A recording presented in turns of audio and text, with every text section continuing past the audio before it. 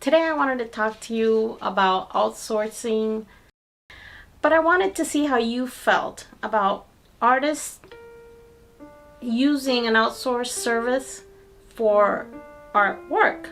For example, recently I went to Fiverr, Fiverr. I was looking through there for logo designs, somebody that maybe can help me create a logo. I didn't want to do anything that was hand-drawn. I wanted somebody to do like a PNG file, something that I can format and size in for different mediums, for the internet basically. And so I decided to check out, logo designers. I found this logo design that I really liked. I drafted up what I kind of wanted, and there's a designer there. Her name is Maria. I'll link her in the bottom description. And Maria designed the logo that I have now. It's like a little doggy, and it's like a Maltese dog, like my dog. And I think that's like a cute little dog for what I'm trying to do, like my site and my marketing materials, like on YouTube and Instagram as my little logo. And I liked the logo so much that I also asked her if she did animation, and she said she did. So I wanted to do a little animation with the doggy for my YouTube videos. And I wanted to talk basically about that because I don't know how to do animation. I've never done it before. I think it'll be too time consuming to learn something just to create like a little intro video for YouTube. So she's designing it right now. So hopefully by the time I get to upload this video, I'll be able to, show you guys, or you'll be able to see it in the intro. So I wanted to talk about the bad parts about outsourcing, or at least my experiences, with Fiverr, and the good parts, things that I liked and why I would do it again if I needed something that, I felt that I didn't have the experience, and I wanted it to be professional, and I wanted it to be done, just right, and I could probably collaborate with somebody there and they could probably help me get something done. Well, the bad part is, of course, most of these designers and artists are overseas. And I know that because they use Translate. For example, the person that I use is from Venezuela. It lets you know where the person is from. It's the same time zone, so it's not a problem. But if they are like across this, like the way and in the other side of the world, then it could be a problem, because then it would be really hard to communicate with them in working hours. Since her time zone is not that different from mine, it wasn't a problem. But I can tell she used Google Translate, because a lot of times, like when I would say something, when she replied, it does let you know that she is using Google, Translate, at least in their site. It says translated in the bottom.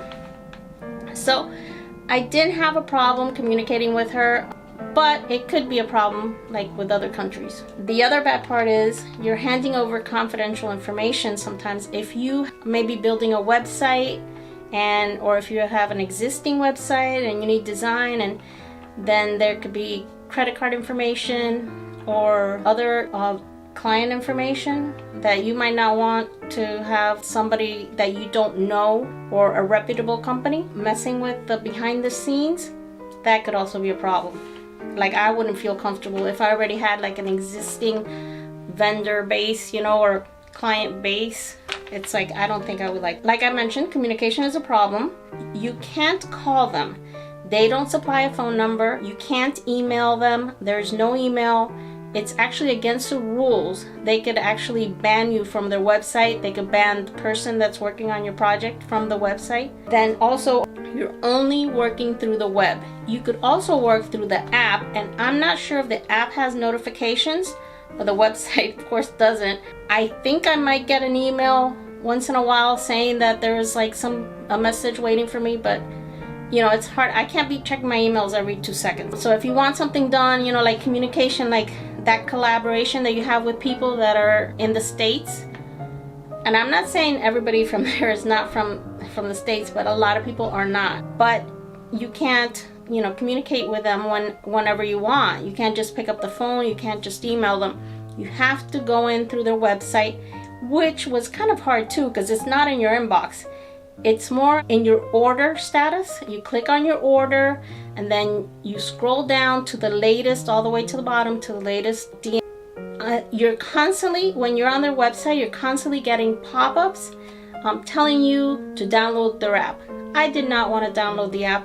I don't want another app on my phone or on my computer. I don't need that. I mean, I want to be able to communicate with somebody without having to download an app that I'm never going to use again.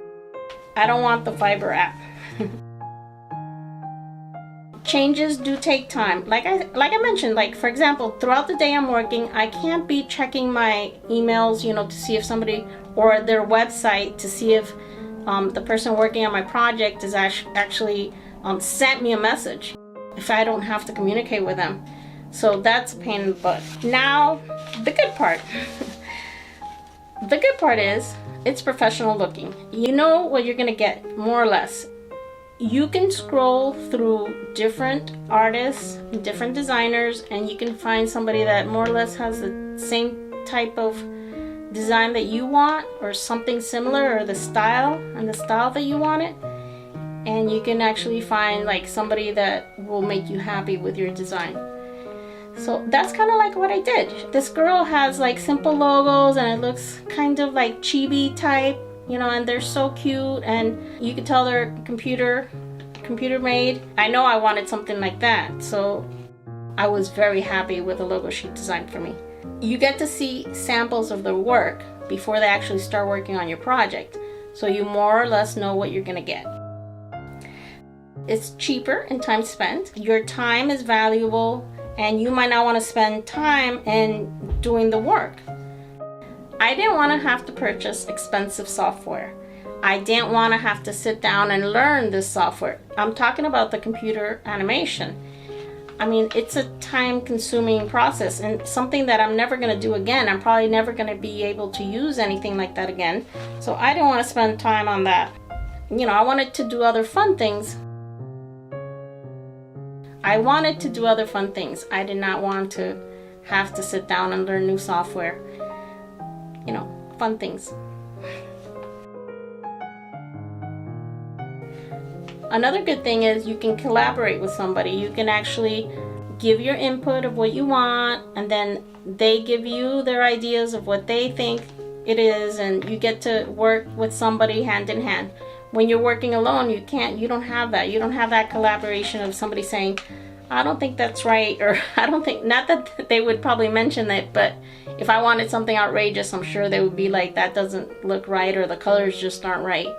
So it was nice collaborating with somebody, or working, you know, with somebody and getting that feedback and that back and forth of what do you think, and how do you like that, or what do you think of this. So I kind of like that, working with somebody. Okay, and so it's cheap.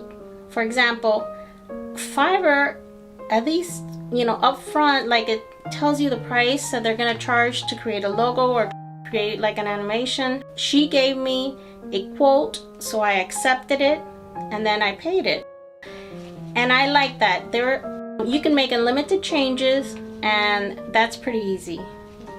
Again, it's kind of embarrassing to keep asking for like little tweaks here and there when you know that's probably like they're not really that important, like, oh, little hair's out of place or something like that, or maybe make the paws a little bigger or smaller. The paws, because it's a dog. And so that was kind of nice too, that, you know, that you get to collaborate limited amount of time, and they also give you a time when it's going to end. They also give you the date that they're going to finish the project. So that's kind of nice, knowing that it's not like they're going to keep it for weeks on end and then you're never going to see it, or you don't know when you're going to see it. So that was good too. When I say cheap, also, there are hidden fees though. I didn't know this, but the website charges 10% of the price that is quoted. For example, when you see $5 for a logo, they add on an additional 10%. That's not a problem, $5, but 10% does add up when it's like much more, you know, when it's a higher price. And I didn't know this. Maybe it's in the small print. I didn't check. you know, who reads like all those, you know, only until after you start paying that then you see, oh, an additional like service fee for, you know, for Fiverr. So that was like kind of like a hidden little fee there, but it's okay. It's not that much because it is so cheap. Okay, and now the best part is that I really like the logo. It is so pretty. I was so happy when it was done. It's like you know, I look at it and it makes me smile and I enjoy it. I really like the logo. Did I say I like it? Yes, I really like the logo. The best part too is that she can actually do more work with the same logo, and you know what you're gonna get because you like, at least I'm thinking that the intro that I haven't seen yet, I'm thinking that I'm gonna like it because I really like the logo design she created. And that is my wrap up on this second vlog. It's hard saying that word. Okay, I'll see you guys later. Bye.